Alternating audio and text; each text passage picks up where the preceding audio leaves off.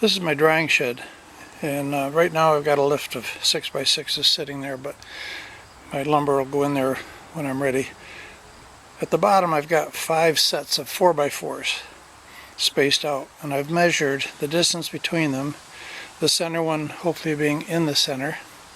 And so when I make my lifts of lumber, which you'll see in a moment, I try to put those stickers at those intervals so everything kind of lines up for support once I bring the lumber over here. I titled this video How to Set Up a Sawmill, but really it should just be titled This is How I'm Setting It Up This Year. So just share this, and I'm sure I'll make changes next year, and I'm sure you'd make changes for your situation. So a friend lets me borrow his sawmill every fall for a month or so, because I let him borrow my 14 acres of hay, and it works out nice for the both of us. So first, my log bunks. I've got 3 logs here that are spaced so that logs that are 12 feet and longer can go on the 2 outside ones, and those that are 8 feet to 12 feet, well 10, can go on those 2 to the left. Next year I'd put the one in the middle more to this side because the sawmill unit's back there, and it would center it up better on the lift arms for the sawmill. Also next year I think I'd make it a shorter bunk. I'm rolling the logs pretty long distance, and my friend hasn't brought over his cant hook yet, so I'm doing it with a crowbar, and that's not the way I'd recommend.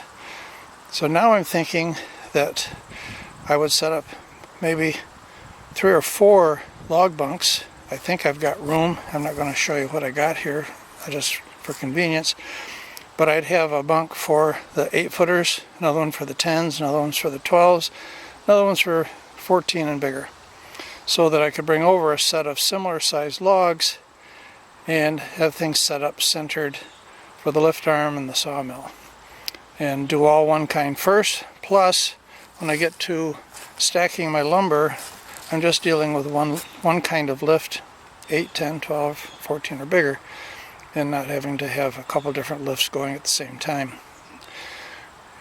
Now, in terms of the sawmill itself, okay, the logs obviously are on that side, that's where the lift arms are. I work on this side, that's the way the wood miser is set up. And now I can lift a board from the bed, just turn around, and I've got, in this case, 2 lifts that I've been working on. These are the 12-footers. Those down there tend to run about 15 and a half. I had 2 more 4x4s set up here for 10-footers, and I can set up 4x4s back there for 8s. I got the 8s. The 8s would be farther away. But again, if I just start doing one at a time, I can set up for a lift right behind it, complete that, take my tractor, and get it out of the way. Now behind these, opposed to the way I think I've seen every other sawyer, they take their slab wood and they just sort of throw it off in some haphazard pile.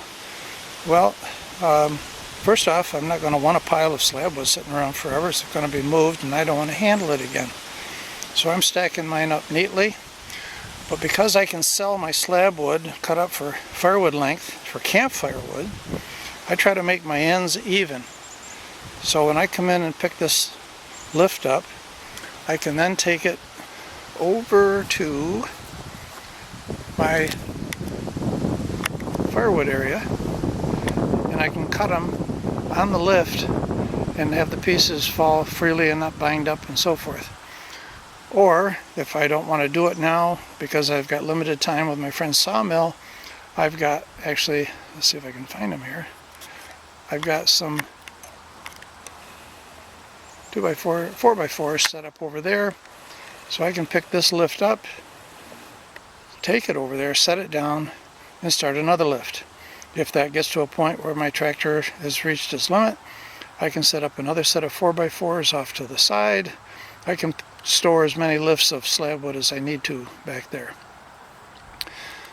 Now, in terms of establishing a lift, I only have 2 4x4s underneath. But then I've got my stickers spaced out, my 5 sets of stickers spaced out to match those 4x4s over in the drying shed.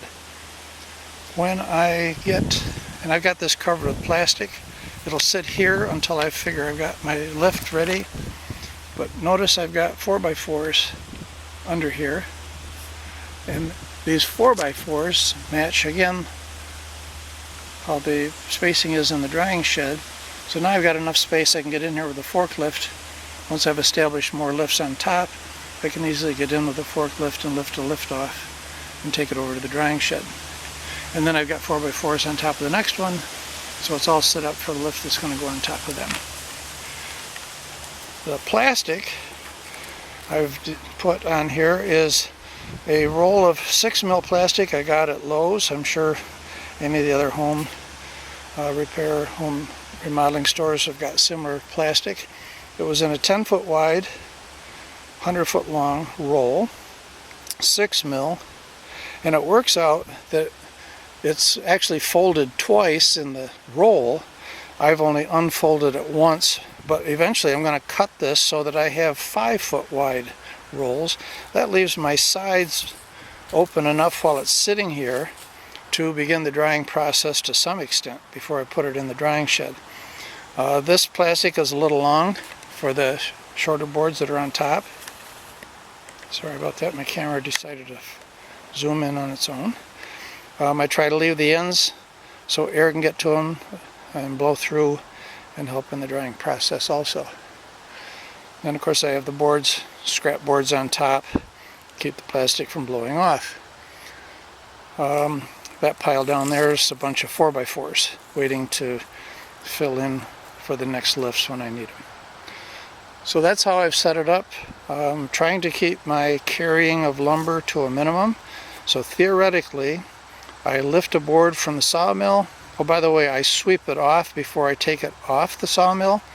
I've got a floor broom down here that each time I sweep the top of the board, I bring the board over, place it, come back, sweep the next board, bring it.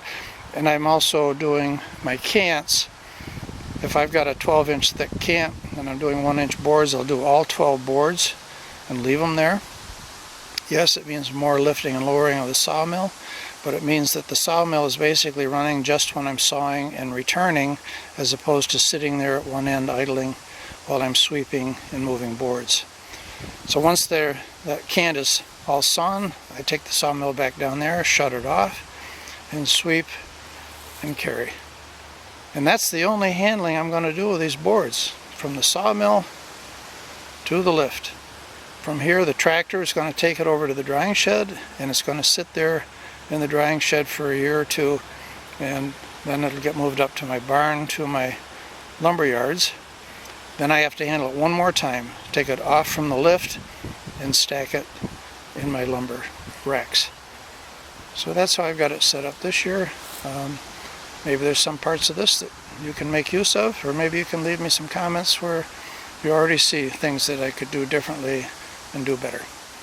So I hope that you're out and about and enjoying your nice weather and staying safe.